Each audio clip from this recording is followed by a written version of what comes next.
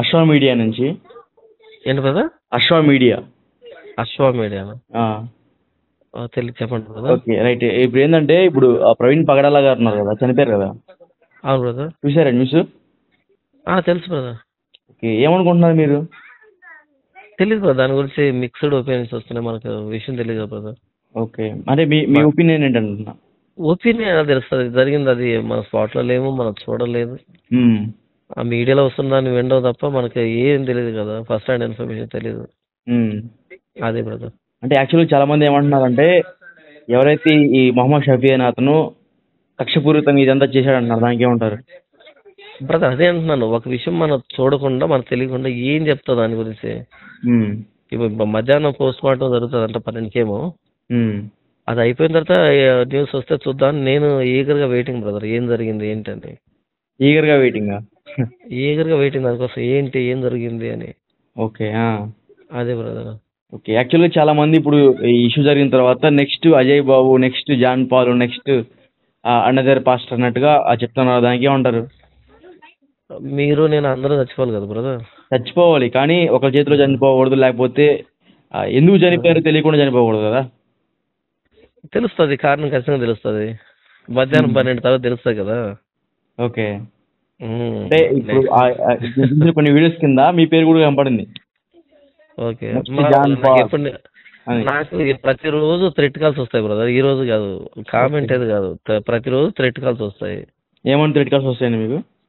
చంపేస్తాం, పోటీ చేస్తాం, కాళ్ళు దించేస్తాం, నీ అంత చూస్తాం, బయట రకరకాలు వస్తాయి బ్రదర్ నాకు. ఓకే. ఇంతకుముందు కూడా ఎవడో పెట్టాడు, వాయిస్ రికార్డింగ్ పెట్టాడు, బూతులు మాట్లాడతా. ఓకే, బ్లాక్ చేశాను. మామూలు అవన్నీ ఒక్కసారి ఒక స్టాండ్ మనం తీసుకున్నప్పుడు ఆపోజిట్ లో ఉన్న వ్యక్తులు ఖచ్చితంగా బెదిరిస్తారు, ఖచ్చితంగా దాడి చేస్తారు. ఇది మామూలు విషయం. ఇది ఇప్పుడు నేనేమైనా జబర్దస్త్ కమెడియన్ అయితే అందరు నన్ను ఆదరిస్తారు. ఓకే, కాదు, ఒక పక్షం బైబుల్ పట్టుకొని ఇది నిజం అన్నప్పుడు దానికి ఆపోజిట్ లో ఉన్న వాళ్ళందరూ నాకు శత్రువులు అవుతారు. అది మామూలు విషయం కదా. ఆ క్లారిటీ నాకు లేకపోతే నేను ఎందుకు బైబుల్ ప్రకటిస్తాను? అంటే క్లారిటీ ఉంది, బట్ కాదంటలేదు. నేను ఏమంటున్నానంటే చెప్పి మరి ఇట్లా చేశారని చాలా మంది అంటున్నారు, దానికి ఏమంటున్నా అంటున్నా.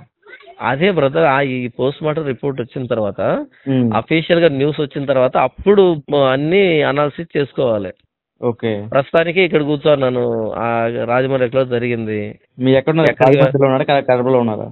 నేను కడపలో ఉన్నా బ్రదర్. నాకు నిన్న మధ్యాహ్నం తెలిసిన న్యూస్, లేకపోతే మార్నింగ్ వెళ్ళిపోయిండేవాడిని. ఓకే, అది ఎప్పుడు మార్నింగ్ వచ్చిందని నాకు తెలియదు, నేను పని మీద ఉన్నా. అది మధ్యాహ్నం తెలిసింది కాబట్టి ఇంకా ఏం చేయలేని పరిస్థితి, అలా హోల్డ్ అయినాను. ఈవినింగ్ పోస్ట్ మార్టం జరుగుతా సర్లే పోస్ట్ మార్టం జరిగి తీసుకెళ్తారేమో అనుకున్నాను, కానీ ఇంతవరకు ఉంటుందని తెలిసినా వెళ్ళిపోయిండేవాడిని. సో ఏంటంటే మనకి అసలు ఒరిజినల్ గా అఫీషియల్ గా ఇన్ఫర్మేషన్ కావాలి. ఓకే, ఎవరంటే ఇది మాట్లాడితే అంతా తీసుకుంటే కష్టం అయిపోతుంది కదా. ఎన్ని గంటలకు వచ్చిందంటే పోస్ట్ మార్టం రిపోర్ట్? నాకు తెలిసి 12కి స్టార్ట్ చేస్తారంట పోస్ట్ మార్టం. 12 గంటలకి? ఓకే, స్టార్ట్ చేస్తారంట. పడుతుంది కదా, 2 hours అయినా పడతాయి కదా. Okay, post mortem report 2 hours వచ్చేస్తుందా అంటే అనుకుంటున్నా, నాకు తెలీదు మరి ప్రొసీజర్ ఏంటో, అది మనకి ఎప్పుడు తెలియదు కదా. ఓకే, మొత్తానికి అయితే క్లారిటీ వస్తాయి కదా పోస్ట్ మార్టం స్టార్ట్ అయితే. ఓకే, ఏదో ఒక క్లారిటీ వస్తుంది జనాలకి. ఓకే, మీకు ప్రవీణ్ పగడాల గారికి ఏమన్నా సన్నిహిత సంబంధాలు ఉన్నాయా? అంటే ఆయన క్రిస్టియన్ లో పెద్ద పెద్ద వక్త ఆయన.